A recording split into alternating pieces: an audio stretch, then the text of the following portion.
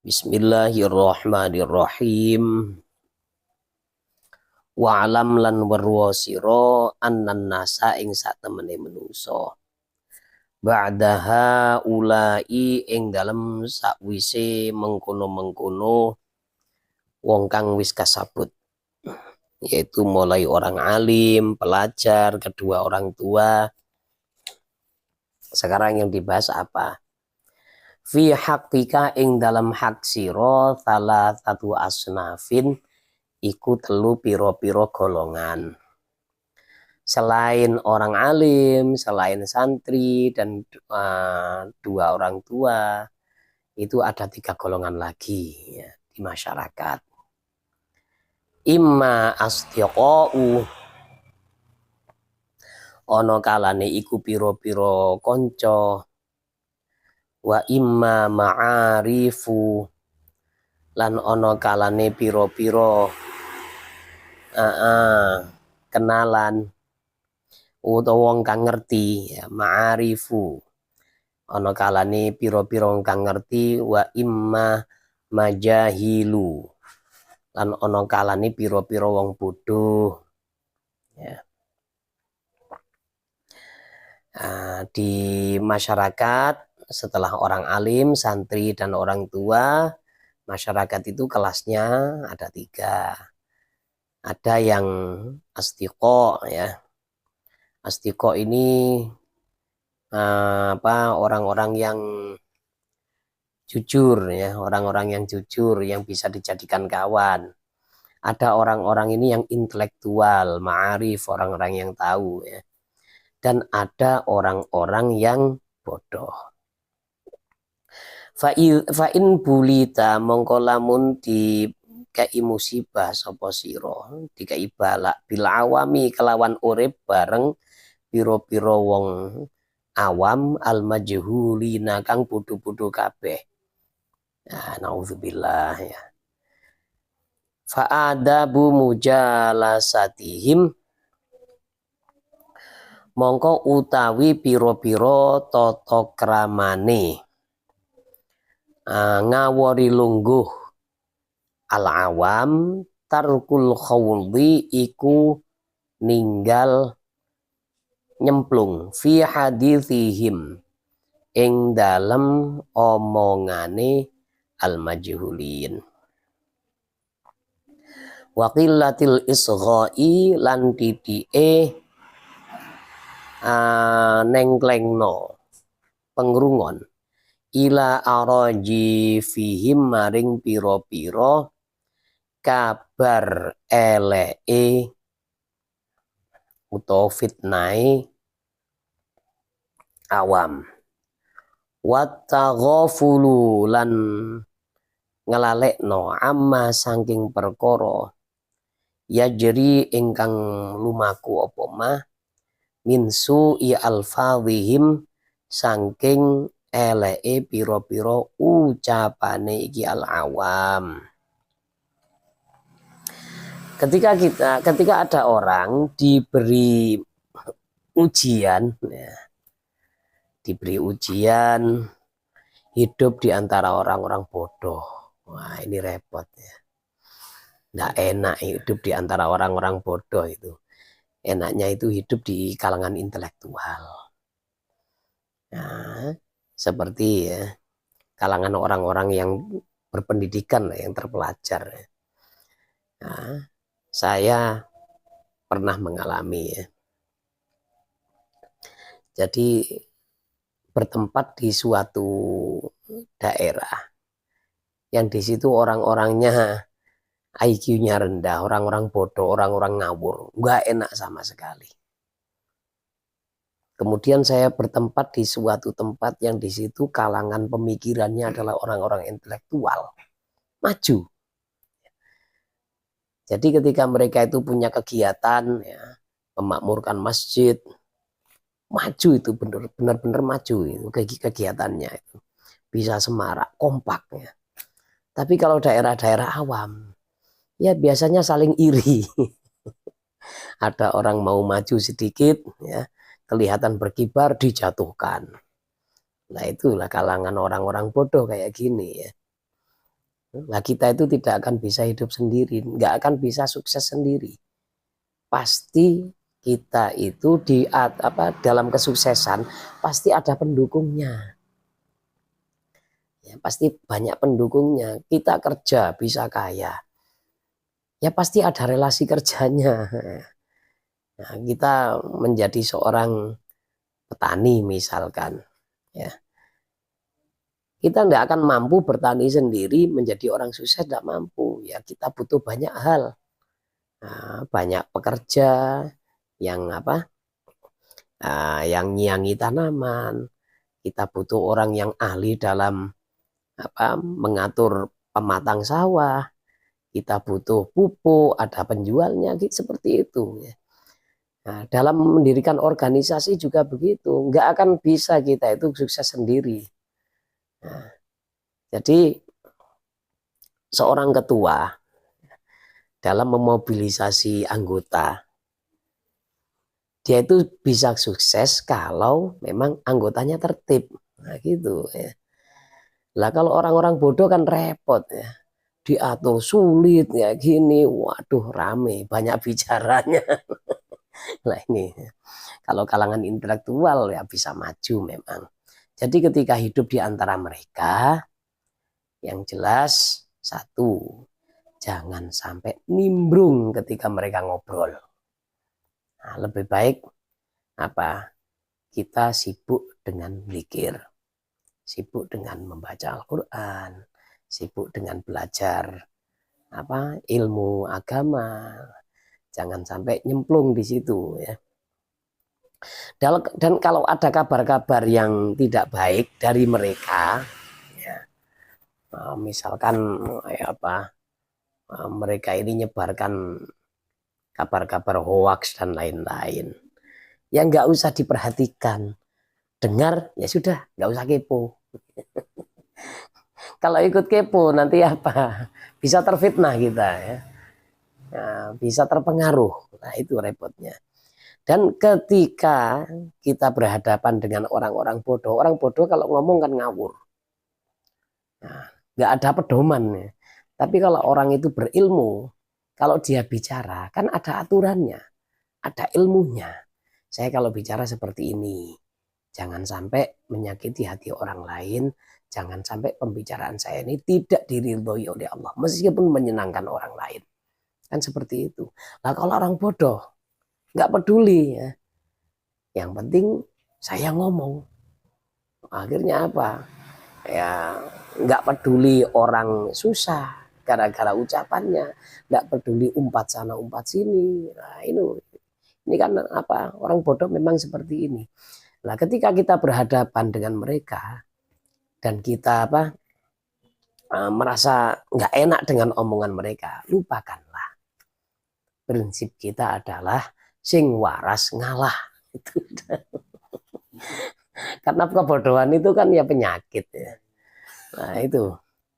Nah, dalam kitab Ta'limul Muta'allim itu orang yang bodoh itu dianggap sebagai mayat hidup. Ya, zombie mereka itu. Ya hidupnya tidak ada manfaat kalau mayat hidup itu.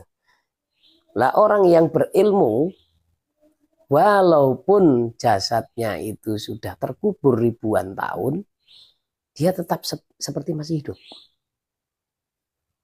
Pernahkah kita itu melihat Imam Asy-Syafi'i? Tapi Imam Asy-Syafi'i selalu dibicarakan di mana-mana. Ini pendapat Imam Syafi'i seperti ini, seperti ini. Padahal orangnya sudah pindah alam. Nah, ini ya. Jadi kehidupan abadi itu adalah kehidupan dengan ilmu. Nah, orang yang tidak punya ilmu, hidup pun dianggap mati, nggak dianggap, nggak dianggap hidup. Ini repot.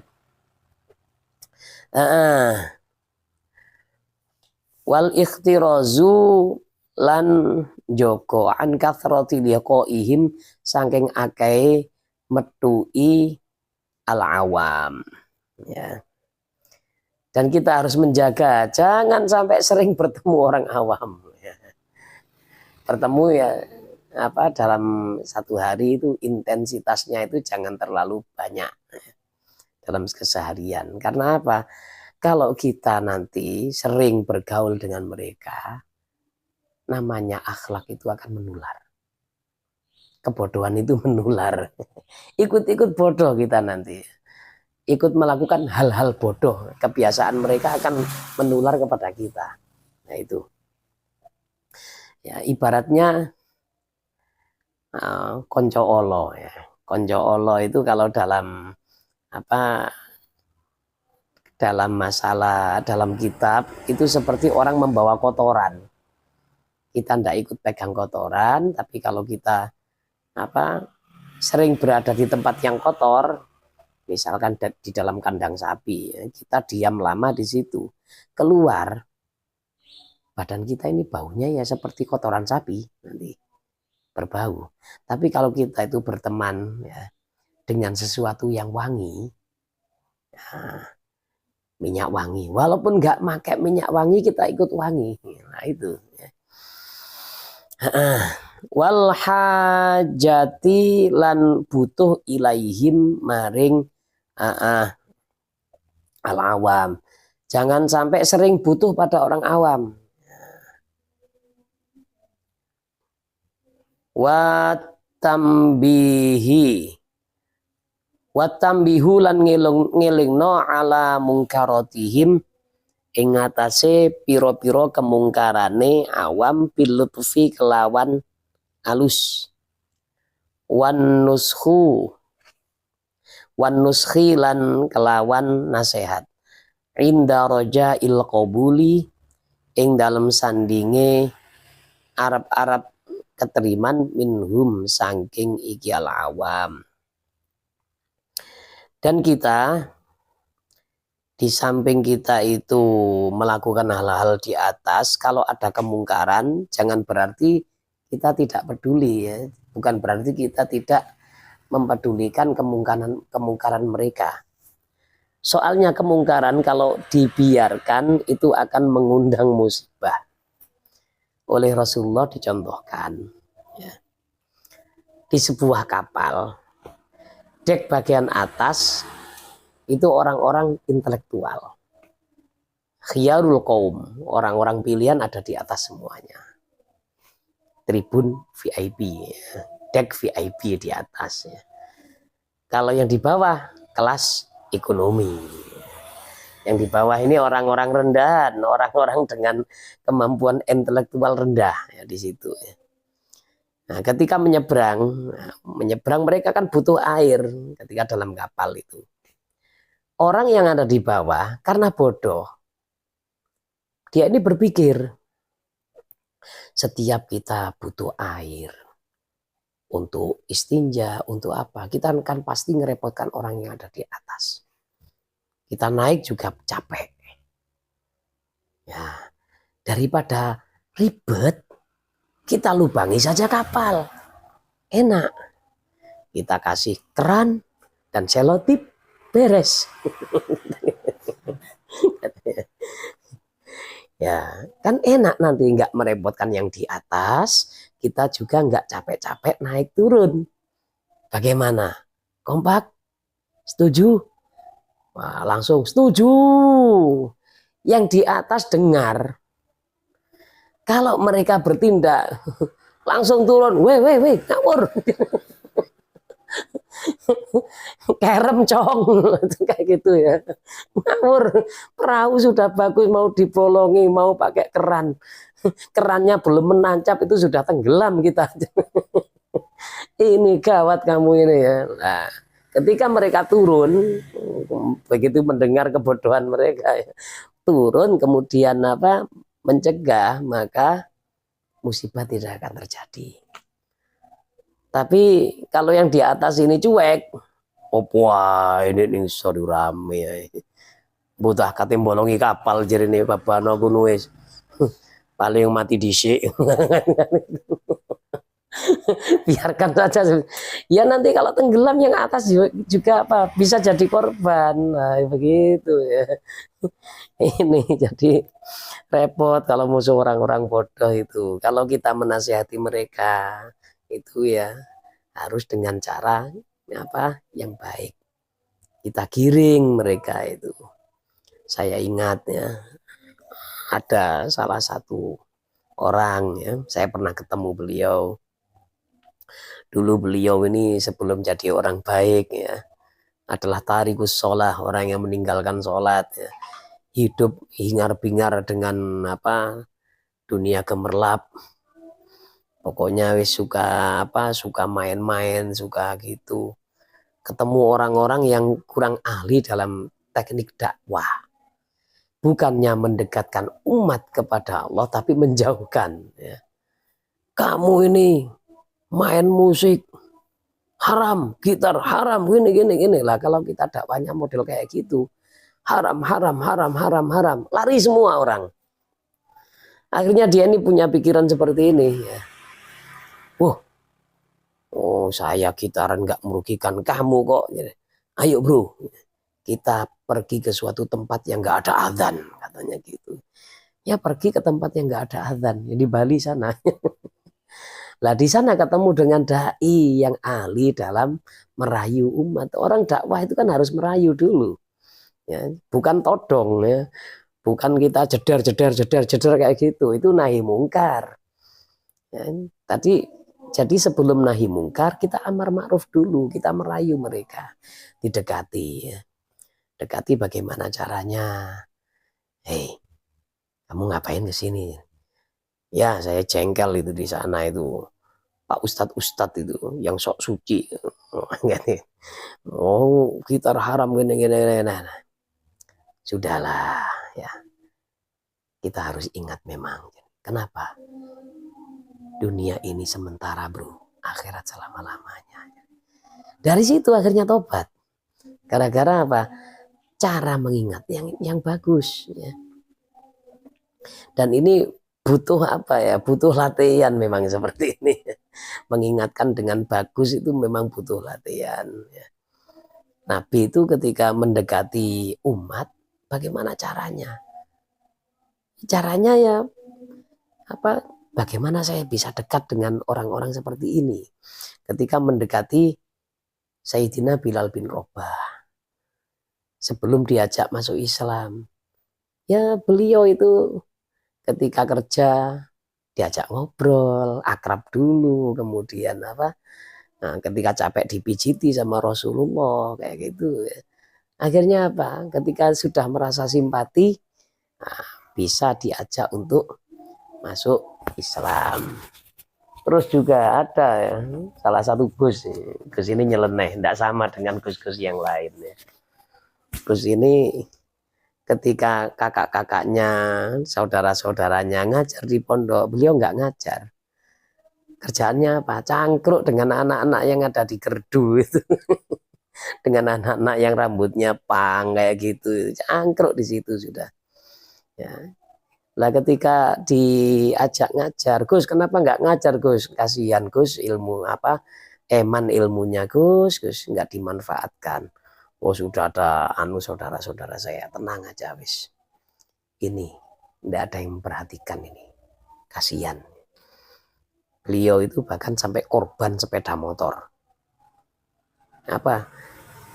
Diuangkan untuk memberi makan anak-anak yang ada di jalanan itu. Area-area embongan itu kayak imangan ya. Dan setelah 40 hari mereka ini bisa takluk ya, karena orang kalau kena makanan halal, maka hatinya ini bisa luluh. Akhirnya hatinya luluh, kemudian diajak terbangan ya, diajak main rebana. Kalau orang sini kan terbangan ya.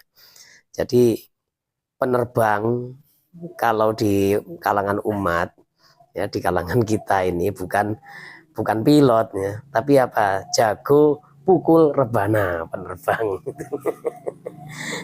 Diajak gitu, lambat laun mereka suka sholawatan ya. Memang awalnya sukanya gitaran, suka nyanyi-nyanyi gitu ya, diarahkan sedikit demi sedikit ya. Diarahkan sedikit demi sedikit dengan pakai terbang, kemudian ada undangan ya, dapat uang, seneng akhirnya kan. Daripada ngamen keludik 500. Lah undangan terbangan ya, ada yang suaranya bagus jadi vokal, lah satu grup berapa ya? Paling tidak ya, kalau dulu zaman saya masih ada di Sarang, 10 anggota sekali tampil 100.000. Sekarang pinten Mas Arif? Oh, di atas 500 ya, seneng ya. Weh, kita dapat kerjaan bro. Ngamen syar'i.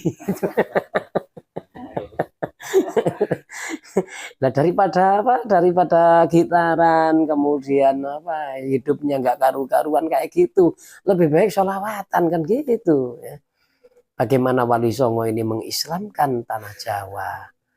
Ya caranya kan nggak pakai tuding-tuding haram, tuding-tuding bid'ah dan lain-lain. Caranya mereka halus. Sunan Bonang, namanya sendiri kan Makhdum Ibrahim. Ya. Sayyid Makhdum Ibrahim, putra dari Raden Rohmat. Ya. Beliau ini terkenal dengan Bonang, kenapa? Suka pukul gending itu. Ya, untuk menarik simpati ya. Nah, memukul gending itu ya. Akhirnya senengane Bonang, akhirnya Sunan Bonang itu. Kemudian wayang. Kalau dulu wayangnya wayang golek. Wayang golek itu kan kalau kita merujuk pada hadis Rasulullah haram. Karena apa? Bentuknya menyerupai manusia, lengkap. Wayang golek itu. Akhirnya Sunan Kalijogo ya memutar otak. Bagaimana orang itu tetap